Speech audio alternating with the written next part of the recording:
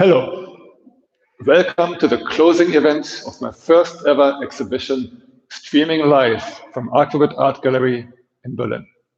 My name is Michael Kirsch. The title of this show is Perspectives. Unfortunately, the gallery owner, Irina Ilieva, could not join us today due to the constraints of the lockdown. Originally, we had planned to open this exhibition to the public on December 17th. However, only a day before the planned opening, a lockdown was imposed in Germany, and that lockdown is still ongoing.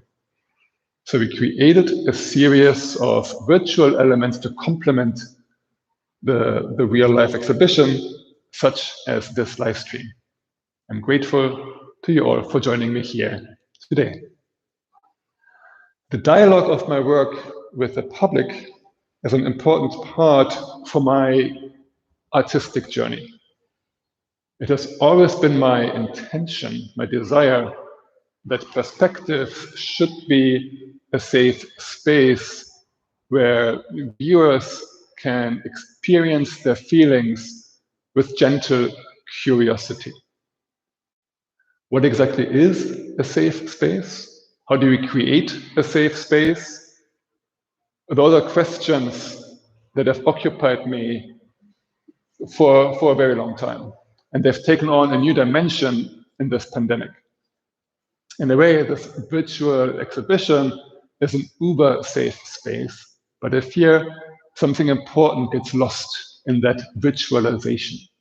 For me, personally, that's a loss of sensuality, and that is a very big loss.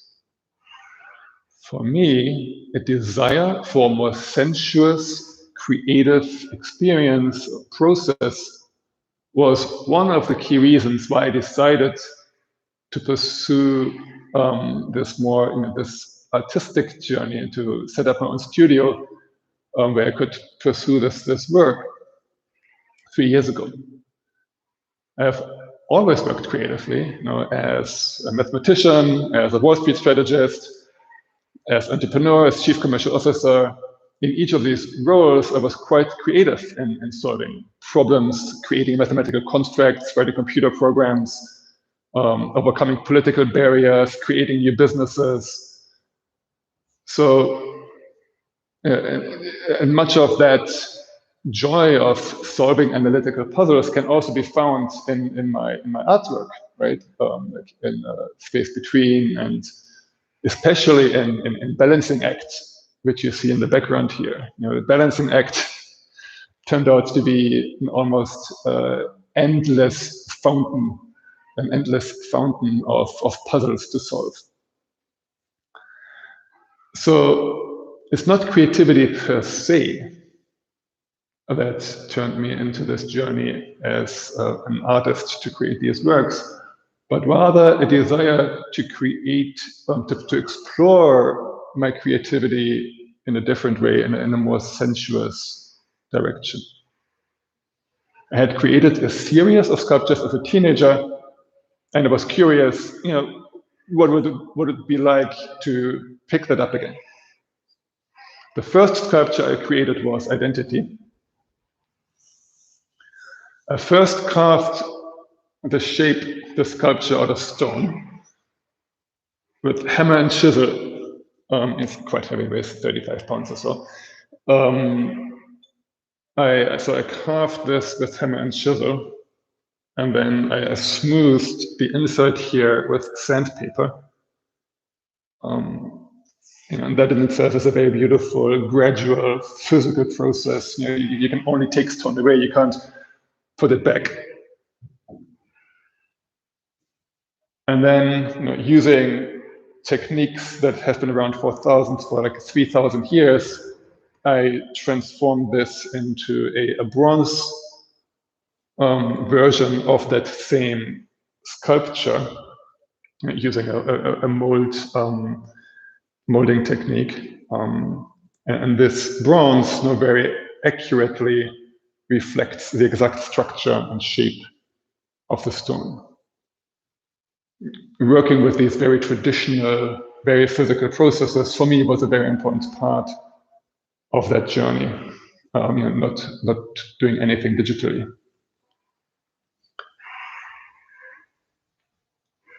My two princesses, here we have Snow White, and here we have Sleeping Beauty over there, are also great examples of that very sensuous path.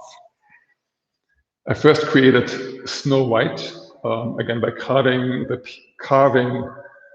and sanding this piece manually out of alabaster, white alabaster.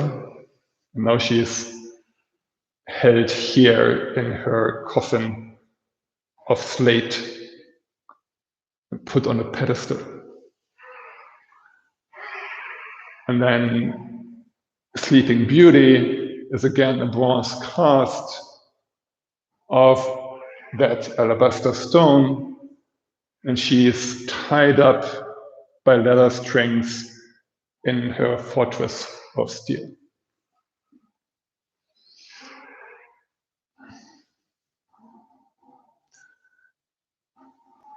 Perhaps the most sensual objects that I created are these doodles here, which I created entirely by hand in wax. A very beautiful, simple, physical doodling, in where the original wax gets lost in the lost wax technique. So these are one-off originals. But more importantly, they're really meant to be picked up, to be held, to be handled, to be played with, to be exchanged from my hands into your hands. And this very intimate exchange, that's something that I very much miss in this virtualized exhibition.